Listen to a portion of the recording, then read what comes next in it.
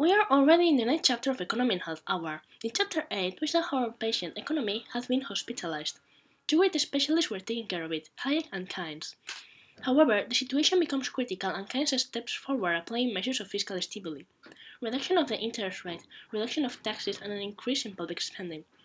Everything in order to raise the demand incorporated in the economy, what was called Roosevelt's New Deal, fattening up the bomb. Hayek, who witnessed how hyperinflation destroyed the German and Austrian middle class in the 20s, is afraid of the prices ascent caused by the stimuli. He thinks the cure can do more harm than the illness and thus reduce the stimuli as the patient stabilizes. In the diagram, we see the economical cycle.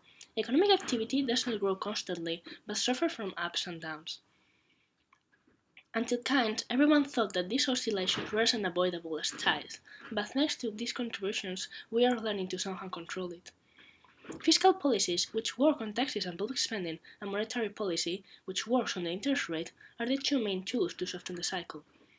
Structural measures are also extremely important, as they increase economic production rate from mid to long term. Lastly, a thought upon the difficulty of creating business. Is Spain closer to New Zealand than Suriname to Spain? In absolute terms, measuring days, Spain is closer to New Zealand, but in relative terms we observe that we do it 47 times worse than in New Zealand, but only 15 times better than Suriname. Certainly something to think about.